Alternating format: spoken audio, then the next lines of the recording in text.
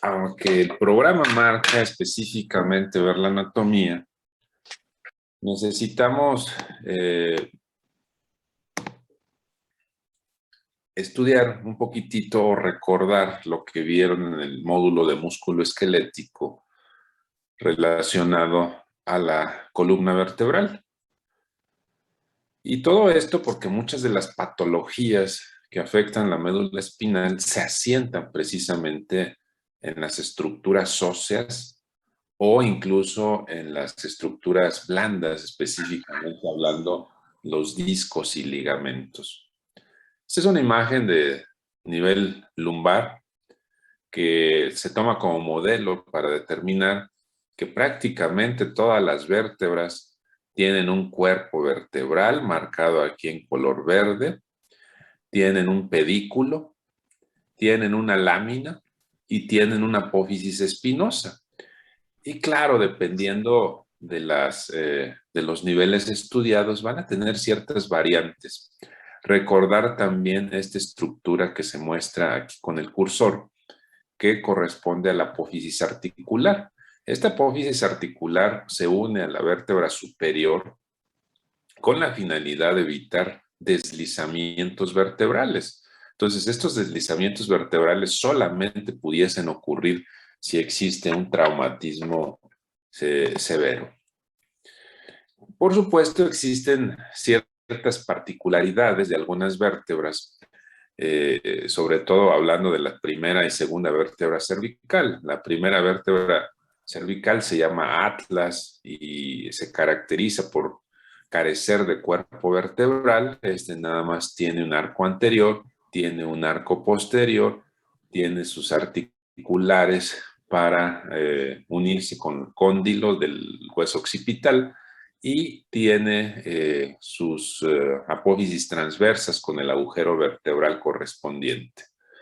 En lo relacionado a la vértebra segunda, axis, se caracteriza por tener un cuerpo vertebral pequeño y una prolongación superior denominada apófisis odontoides.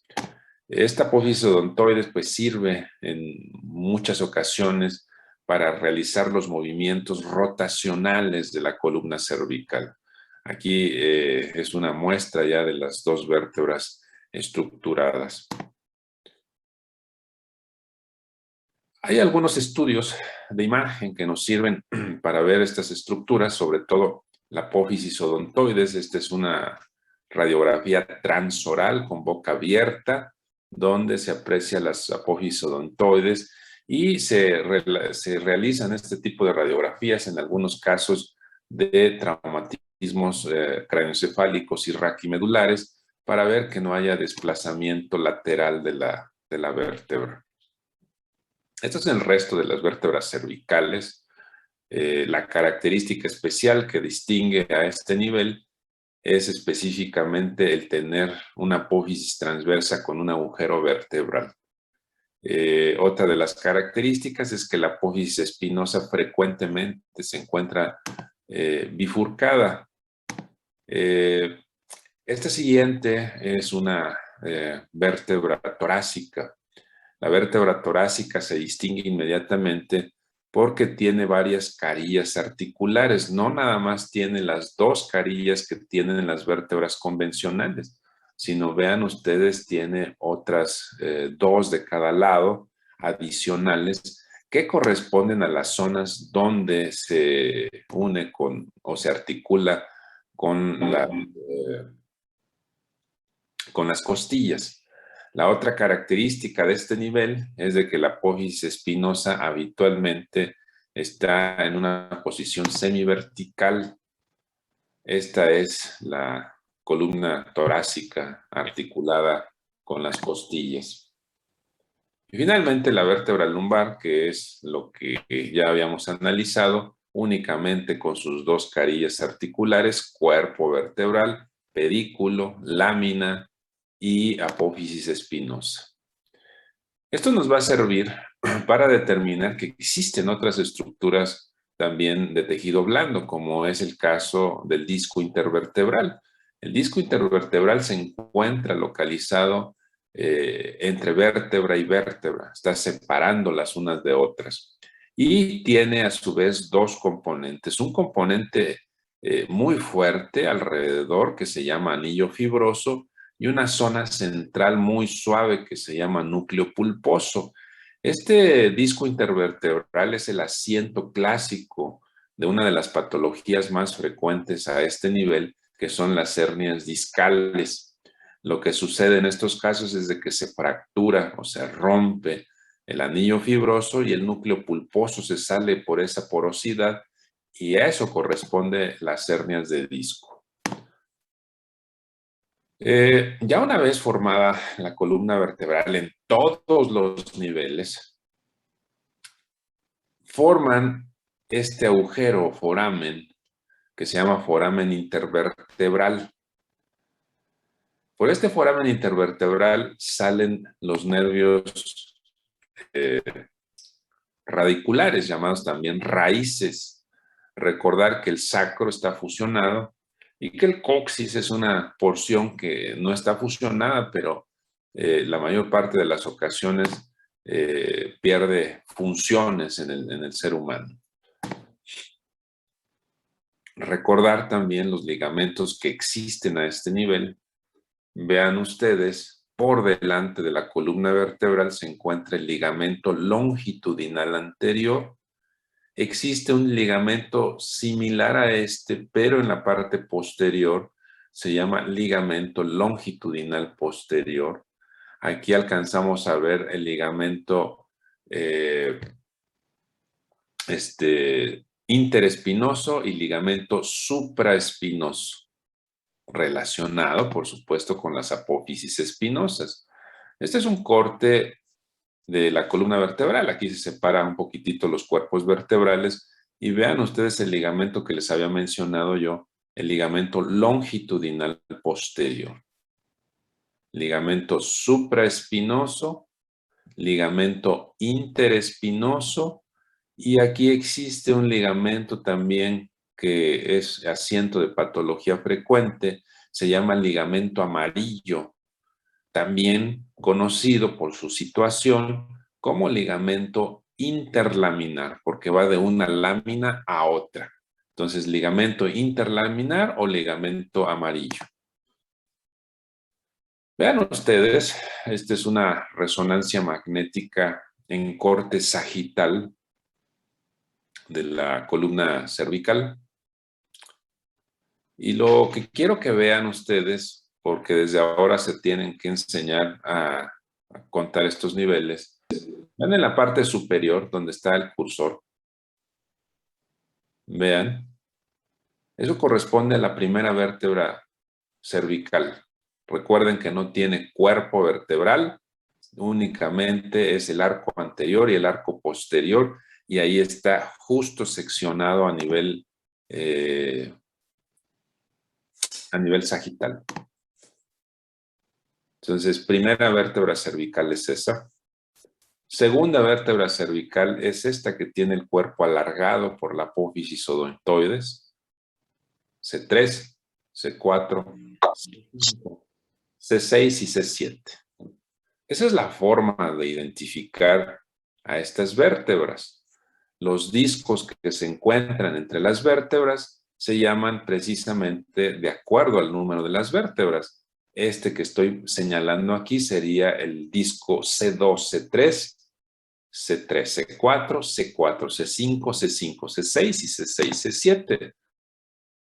Y entonces díganme, este tiene una hernia de disco muy grande, ¿en qué nivel? C4, C5. C4, C5.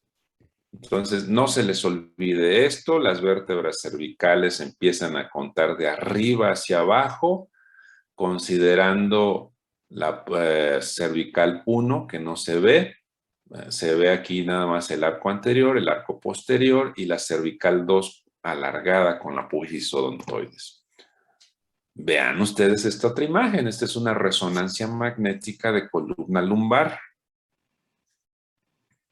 Esta estructura que se marca aquí en forma de cono que ya no posee prácticamente discos intervertebrales, es el sacro.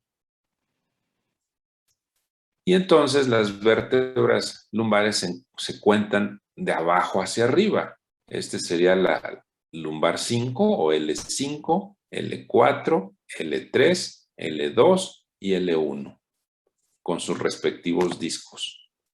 Y entonces aquí hay una hernia de disco extruida. ¿En qué nivel?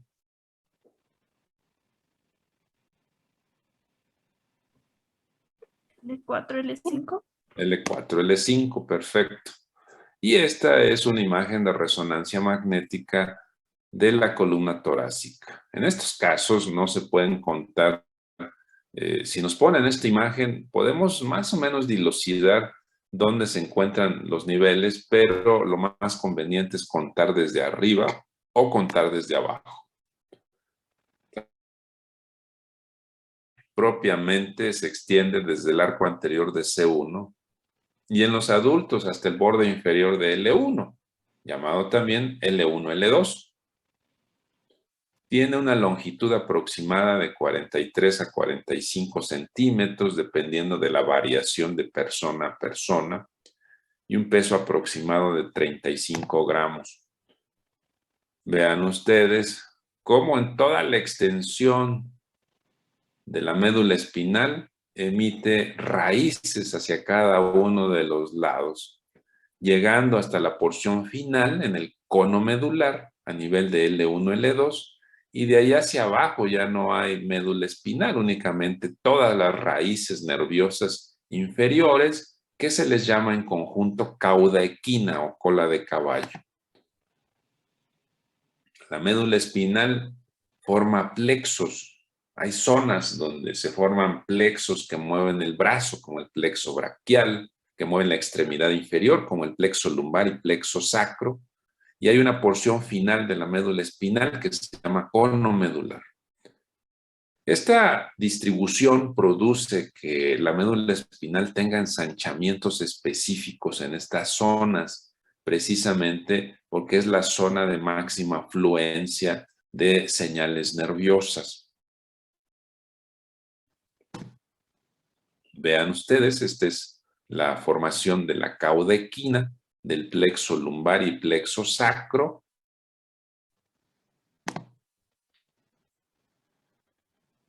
A diferencia de las vértebras, que hay 7 cervicales, 12 torácicas, 5 lumbares, etcétera, etcétera, hablando específicamente de médula espinal, hay una que origina raíces nerviosas, y esta segmentación son 8 segmentos cervicales, 12 torácicos, 5 lumbares, 5 sacros y un coccigio. Y entonces esto hace que a nivel cervical prácticamente todas las raíces nerviosas salen por arriba de la vértebra correspondiente. Vean ustedes aquí donde está el cursor, corresponde a la vértebra C1, pero la raíz de C1 nace por arriba de la vértebra. Esto cambia a nivel de C8, porque a nivel, como hay 8 segmentos, es a partir de ahí, todas las raíces nacen ya por debajo de la vértebra correspondiente. Entonces es una característica muy especial que nos da la segmentación medular. Existe un sistema de inervación sensitiva del cuerpo que se determina por regiones y que se les llama dermatomos. Hay dermatomos bien establecidos que hacen que al momento de explorar un paciente con un traumatismo raquimedular, que por cierto va a haber una clase específica de traumatismo raquimedular que va a complementar a esta, podemos determinar más o menos a qué nivel se encuentra el sitio de la lesión. Les llega el paciente accidentado en una motocicleta, no puede mover las piernas, le hacen ustedes un estímulo sensitivo empezando en las porciones distales de los pies, no siente nada el paciente. Van subiendo con su estímulo sensitivo, no siente nada y empieza a sentir más o menos a nivel de las tetillas. Entonces ustedes determinan que tiene una lesión a nivel de T4 aproximadamente.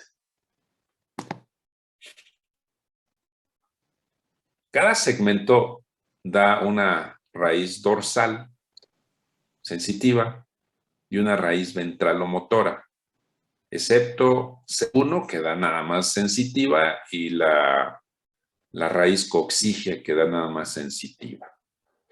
El resto tiene las dos características. Como ya mencionábamos, hasta el tercer mes de vida intrauterina, prácticamente la médula espinal ocupa todo el canal vertebral, pero al nacimiento se encuentra más o menos a nivel de L3 y en los adultos entre L1 y L2. Los ensanchamientos que les había mencionado tienen su máxima expresión a nivel de C6, con diámetros aproximados de 14 por 9 milímetros, a nivel de T6 de 10 por 8, el del cono medular de 12 por 8. En general, la médula espinal tiene características muy especiales. Desde ahora se los digo, tiene una irrigación dada por la arteria espinal anterior y las arterias espinales posteriores, pero hay una zona intermedia que no la da ninguna de estas dos arterias, sino es una zona que se nutre por difusión. Y esa zona que se nutre por difusión va a ser el asiento del síndrome medular central que vamos a ver en unos minutos. Se le distinguen dos caras entonces, la cara anterior con un surco medio anterior por donde pasa la arteria espinal anterior y dos surcos anterolaterales por donde surgen precisamente las raicillas nerviosas de la cara ventral o motoras. Y en la cara posterior vamos a tener el surco medio posterior, vamos a tener los surcos posterolaterales por donde van a pasar las arterias espinales posteriores y dos surcos paramedios posteriores.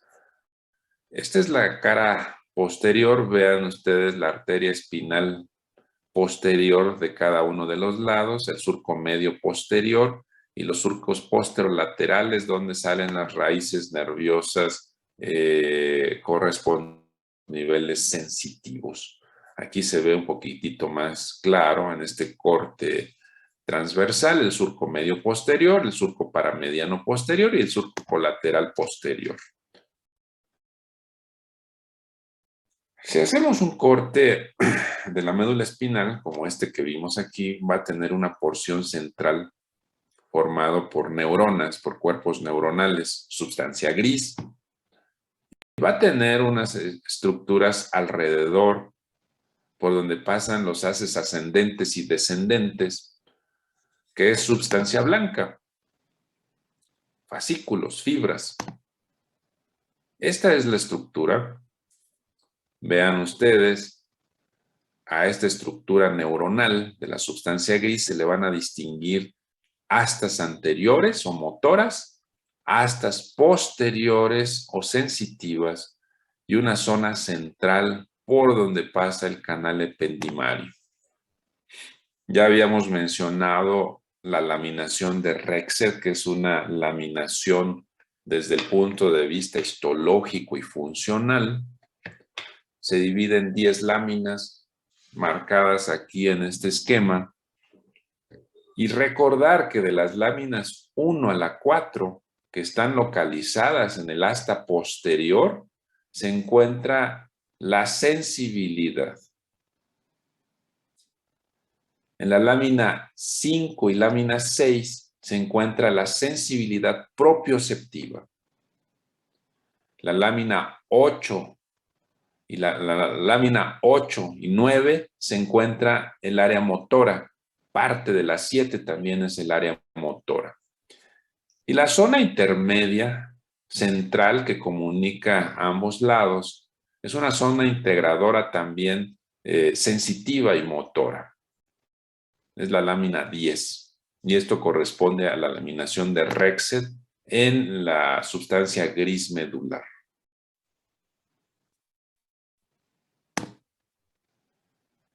La sustancia blanca específicamente se le distinguen cordones anteriores, cordones posteriores y cordones laterales. Los cordones o haces más importantes ya los hemos revisado en varias clases. En lo que a mí corresponde, revisamos el haz córtico-espinal y el haz espinotalámico.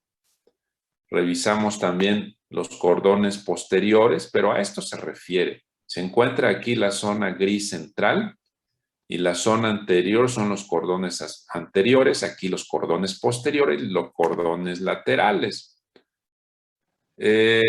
No es conveniente repetir aquí todo lo que ya habíamos visto de los descendentes, pero ahorita vamos a recordar algunos detalles.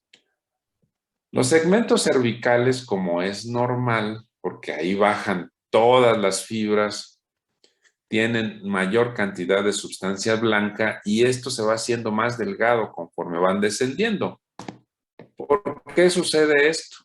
Este esquema, por ejemplo, vemos aquí en la parte superior cómo descienden la totalidad de las fibras y entonces está más grueso aquí.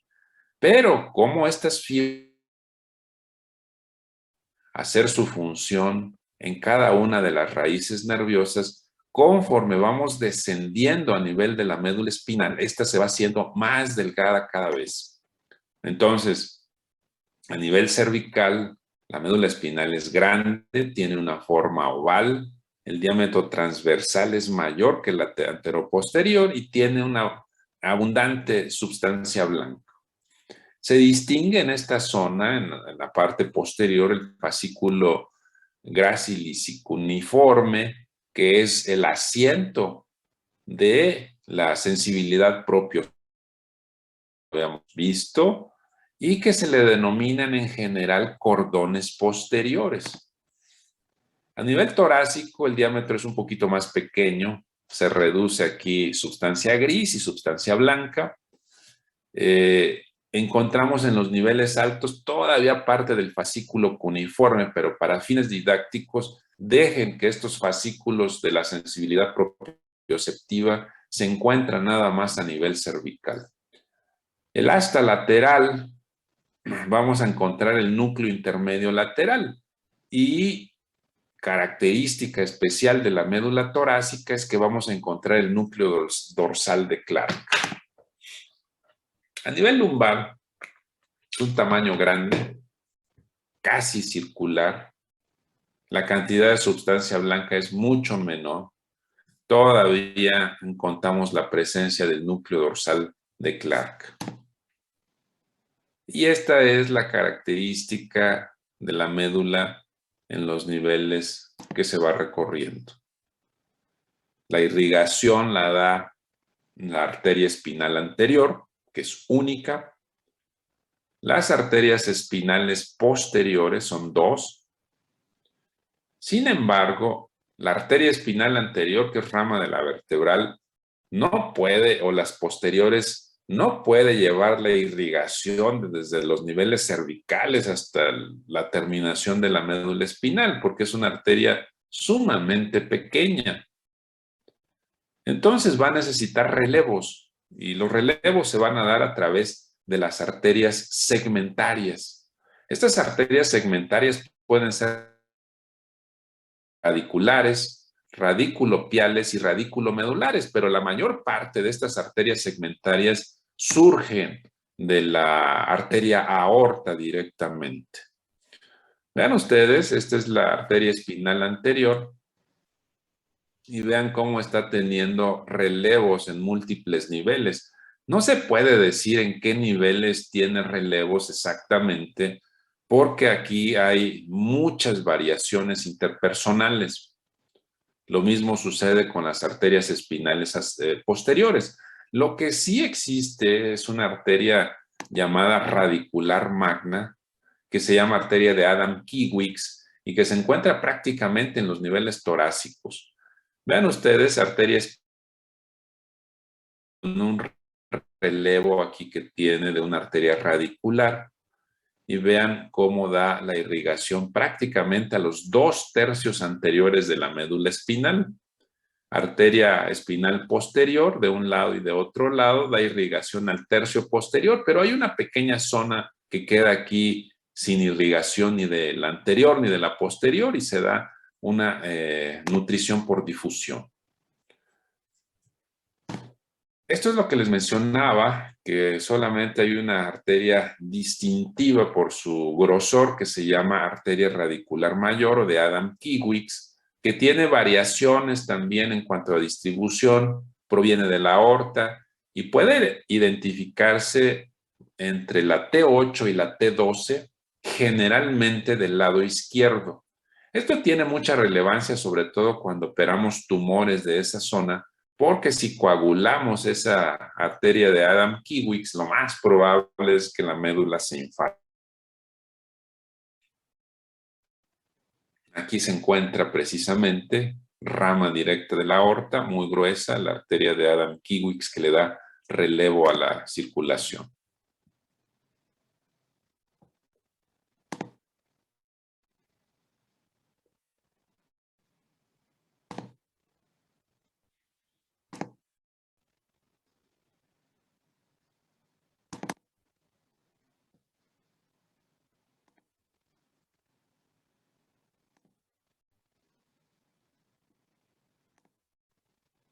Creo que ahí se termina.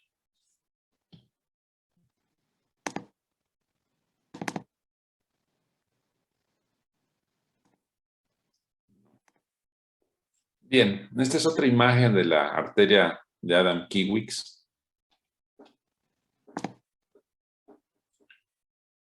Aquí vemos nivel torácico, médula espinal, raíces nerviosas.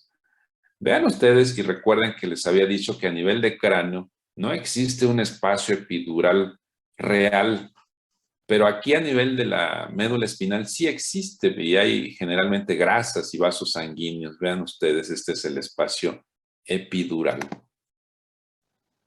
Y este es un corte, alguien que me diga de qué nivel es este corte. Es a nivel torácico. Es a nivel lumbar porque vean ustedes la diferencia. Aquí se encuentra la médula espinal y aquí ya no hay médula espinal, están prácticamente puras raíces nerviosas que se ven seccionadas. ¿Sí ven la diferencia?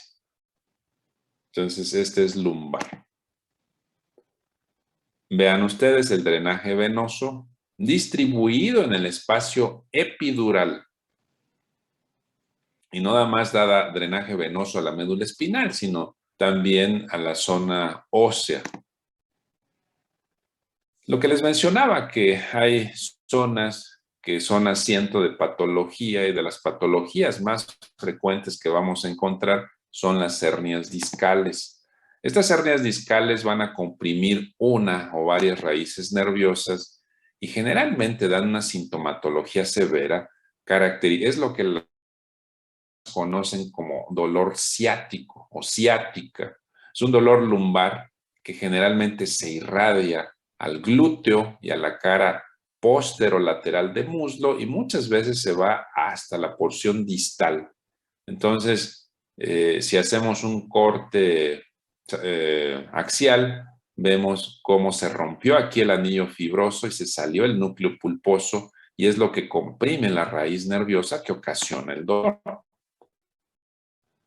Y dependiendo del nivel que se afecte, puede ser incluso cervical, puede ser torácico, puede ser lumbar, las características clínicas que les acabo de mencionar de dolor lumbar irradiado al glúteo y a la cara posterolateral de muslo es lo más común a nivel lumbar. A nivel torácico dan un dolor en hemicinturón y a nivel cervical dan dolor cervical con irradiación a las diversas zonas de la extremidad superior. Dependiendo de la exploración clínica que realicen ya específica, van a localizar clínicamente dónde se encuentra la lesión. Normalmente lo que se hacía con anterioridad, bueno, todavía se sigue haciendo, es hacer una cirugía por vía posterior con la finalidad de abrir la parte posterior de la columna y extraer el disco. En la actualidad lo que hacemos es introducir un sistema endoscópico, como lo hacemos a nivel de los ventrículos, pero en este caso a nivel de la médula espinal, con la finalidad de no producir tanto daño en los tejidos. Esto que ven aquí es una cirugía con aumento, es decir, los instrumentos que ven aquí son instrumentos muy pequeños, muy finos, pero aquí se ven máximo por el aumento que da el endoscopio. Si estamos aquí retirando parte del ligamento amarillo para llegar prácticamente a donde se encuentra el disco intervertebral herniado. Aquí se ve un separador que estamos desplazando prácticamente las estructuras neurales medialmente y aquí entramos ya al espacio intervertebral.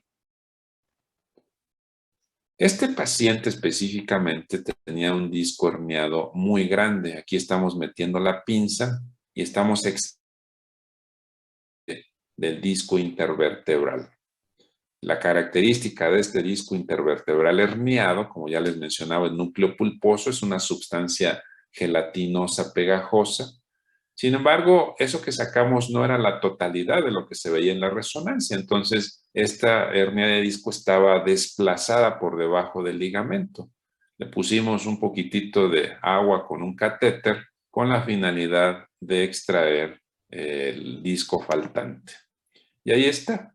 Este es el disco faltante, que aún así se ve pequeño, pero realmente en la resonancia es una hernia de disco extruida muy grande.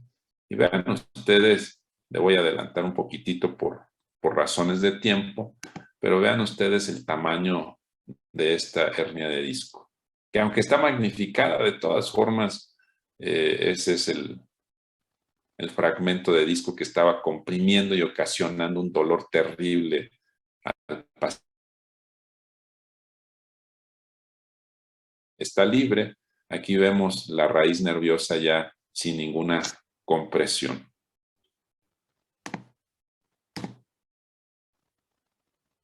Este es el disco antes de la cirugía y este es ya después de operado con el paciente libre de síntomas.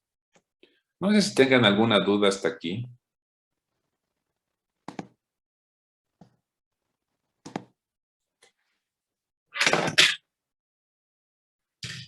Doctor, ¿ya no hay probabilidad de que se vuelva a formar ese disco?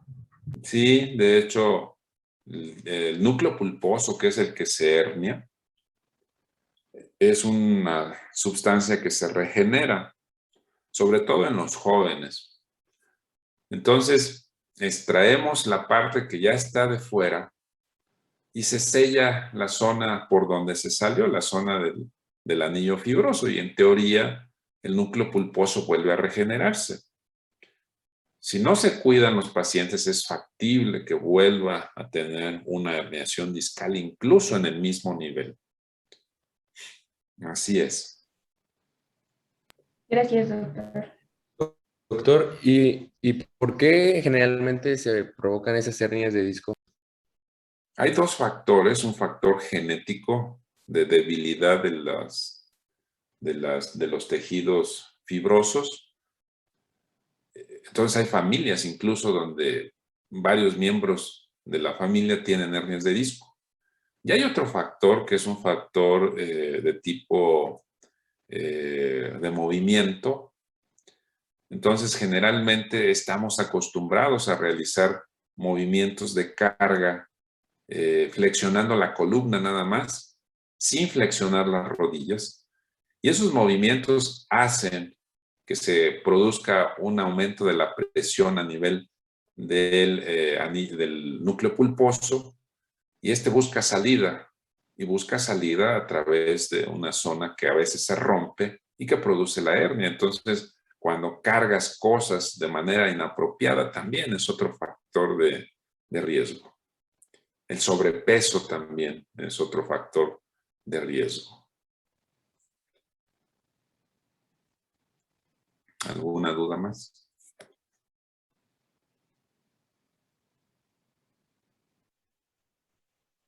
No. Bueno, entonces continuamos con los síndromes medulares.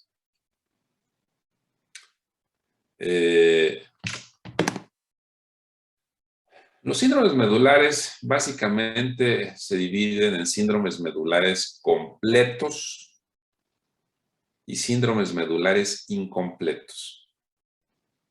Los más graves son los medulares completos. El síndrome medular completo puede ser básicamente de dos tipos. Se le conoce como síndrome de sección medular. Y esta sección medular puede ser anatómica, es decir, donde la médula se corta totalmente, o puede ser funcional, donde únicamente nos da las manifestaciones clínicas de síndrome medular, pero tiene posibilidades de recuperación porque la médula únicamente está comprimida.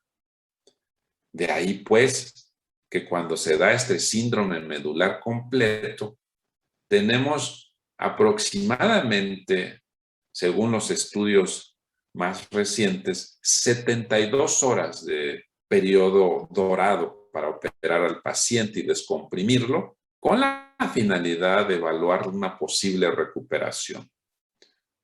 El síndrome medular completo nos da los síntomas del síndrome de neurona motora superior.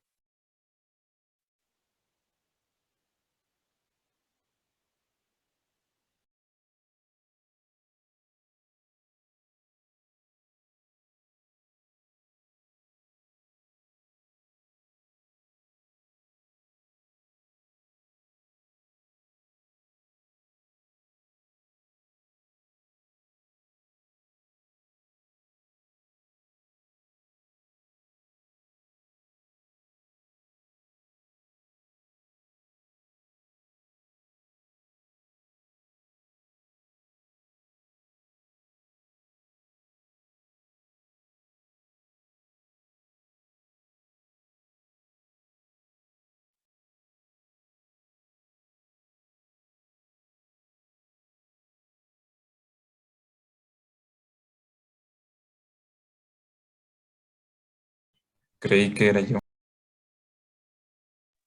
Yo también entré en pánico.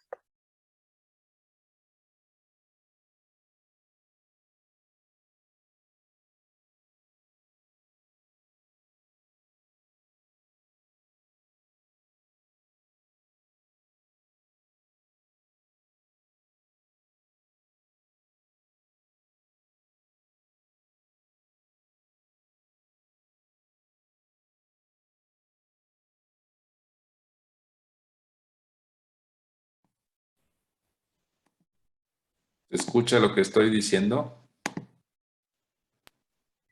Sí, doctor. Apenas ahorita. Ok. ¿Y se ve lo que estoy proyectando?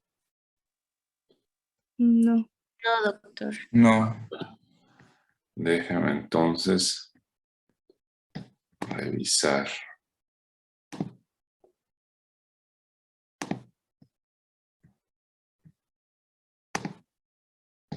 Ahora sí. Sí, ahora sí, doctor.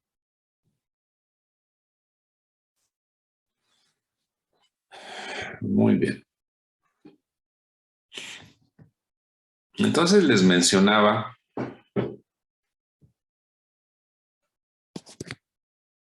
a ver, déjenme ver esto.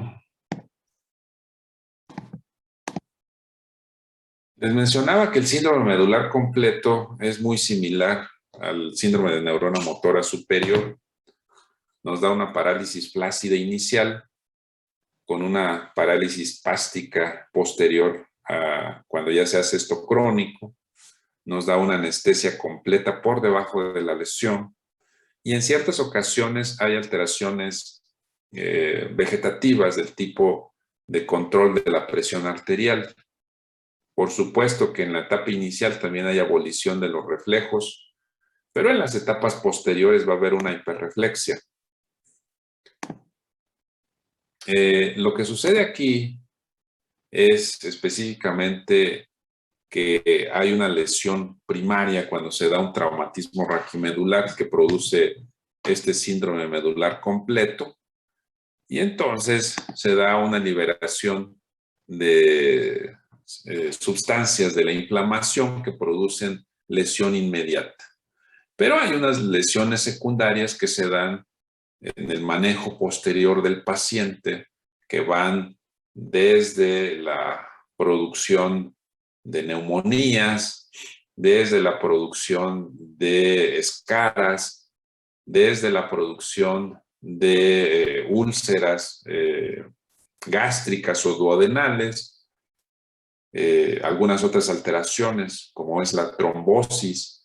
Y entonces todo esto hace que esta patología del síndrome medular sea una patología compleja que pone realmente en riesgo la vida del paciente. Entonces, el choque medular es un fenómeno que consiste en el cese de todas las funciones de la médula espinal, en este caso, por debajo del nivel de la lesión.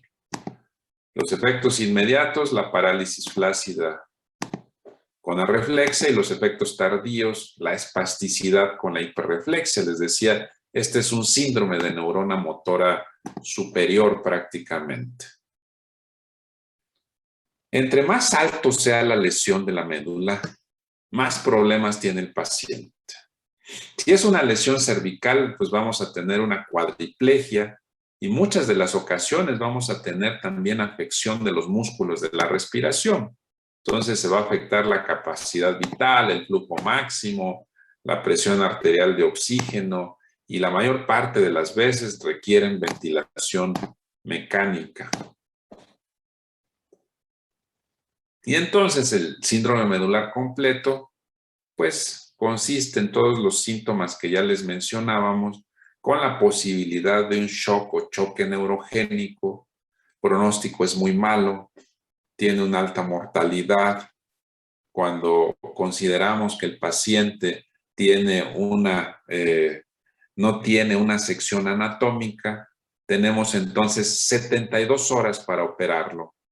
Si pasa de ese tiempo, las posibilidades de recuperación prácticamente desaparecen. El otro grupo de síndromes medulares se llama incompletos. Incompletos porque no dañan toda la médula espinal.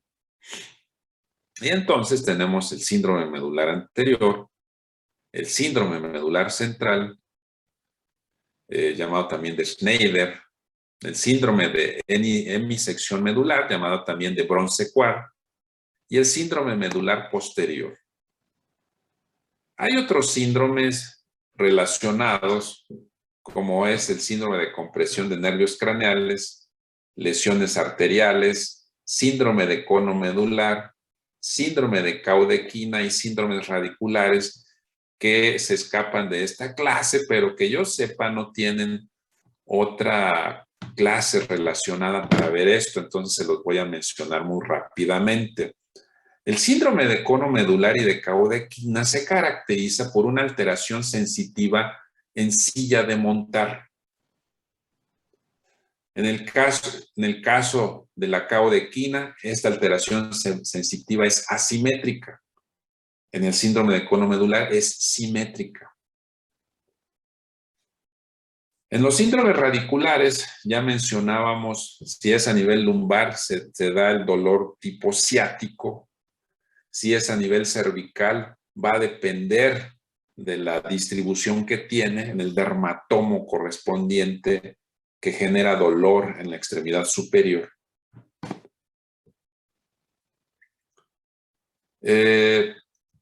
Bueno, hablando ya específicamente de los síndromes medulares incompletos, vamos a empezar con el síndrome medular central. Es el más frecuente. Más posible que se presente en traumatismos agudos por hiperextensión. Se da más frecuente en adultos mayores porque los adultos mayores tienen ya un estrechamiento crónico del canal medular, generalmente a nivel cervical. Generalmente se da por un golpe en la parte superior de la cara. A veces se pegan con el marco de una puerta, pero se da también muy frecuentemente cuando hay un accidente que produce un fenómeno de latigazo. También en esos fenómenos de latigazo hay hiperextensión. En algunas ocasiones, cuando este es muy severo, puede producir alguna fractura cervical o un desplazamiento. Este es el mecanismo por el cual se produce este síndrome medular central. Hay una hiperextensión de la columna cervical. Y entonces ya les mencionábamos que la parte central de la médula espinal, muchas veces la irrigación ni se da por la arteria espinal anterior ni por las espinales posteriores, entonces la irrigación es por difusión. Y de ahí se originan precisamente la mayor parte de estos síntomas por falta de circulación a ese nivel. Y entonces el cuadro clínico se caracteriza por una disminución de la fuerza de las 4 extremidades, pero predomina en las extremidades superiores. Síntomas sensitivos va a depender mucho del nivel de la afección, entonces van a ser síntomas sensitivos muy variables, pero aquí lo que más se caracteriza es el trastorno motor. Paresia o parálisis de extremidades de predominio en extremidades superiores. Si la afección es severa, puede haber incluso disfunción de esfínteres, generalmente va a haber retención urinaria.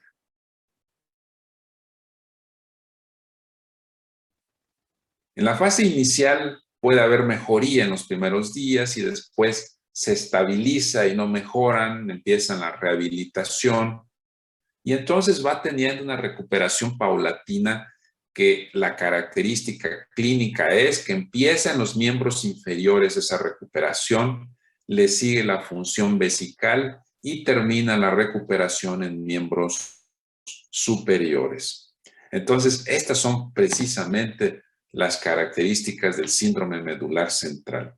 Generalmente es a nivel cervical, por lo que ya les mencionábamos, que tiene mucha mayor movilidad y que generalmente en esa zona, en las personas de edad avanzada, está ya muy estrecho el canal raquídeo.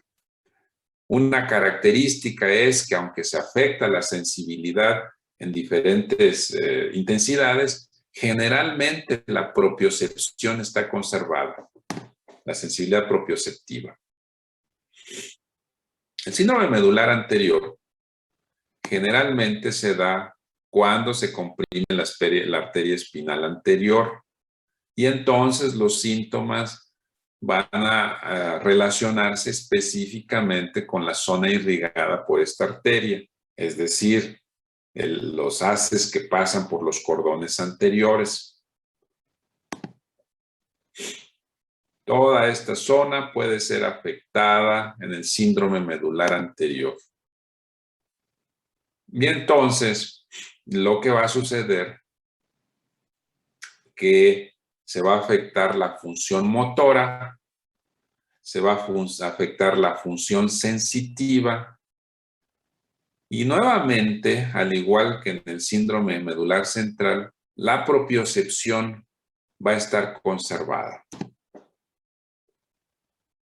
En el síndrome de cordones posteriores, pues ya su nombre lo indica, va a afectar el fascículo gracilis y cuneiforme y entonces la sensibilidad afectada va a ser exclusivamente la sensibilidad propioceptiva.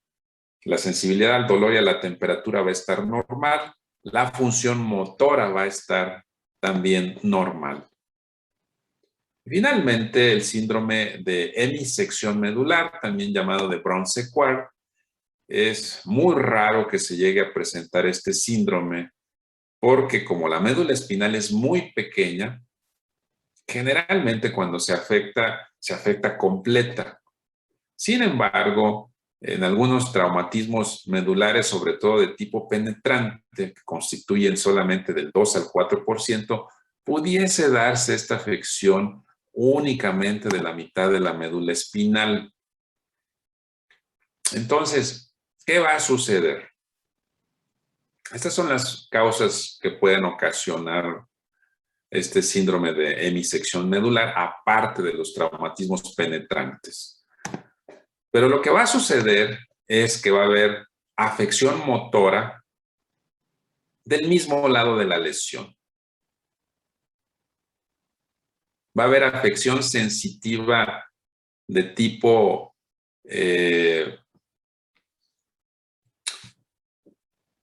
posicional y vibratoria, es decir, sensibilidad propioceptiva afectada del mismo lado de la lesión. Pero la sensibilidad general, la sensibilidad termoalgésica, va a ser afectada contralateral a la lesión. Entonces, estas son las tres características especiales del síndrome de hemisección medular. Afección motora y de sensibilidad propioceptiva del mismo lado de la lesión y afección termoalgésica del lado contralateral a la lesión. El motivo ya lo saben, la sensibilidad propioceptiva y la motora no se decusa en la médula espinal, lo que sí sucede con la sensibilidad termoalgésica. Es por eso que es contralateral. Vean ustedes, estos son casos severos de traumatismos a nivel cervical, con desplazamiento incluso de los cuerpos vertebrales, y ahí sí con una compresión cervical severa. En estos casos, pues hay que fijar la columna vertebral, muchas veces instrumentada. ¿Alguna duda que tengan?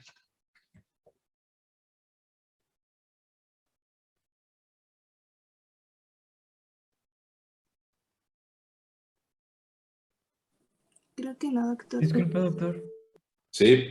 Había comentado de ciertas horas que tenía para operarlo después de la lesión, creo. ¿Cuántas horas eran? 72 horas. Es el tiempo dorado que le dicen habitualmente.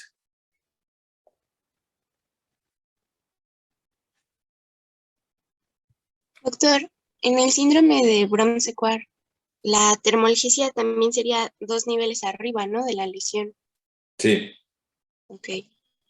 Sí, porque se cruza 2 niveles arriba, exactamente. Muy bien.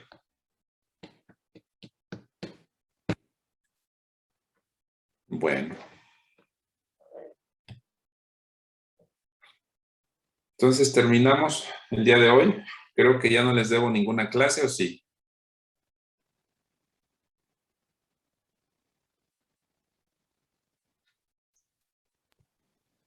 Creo que no, pero déjeme checar.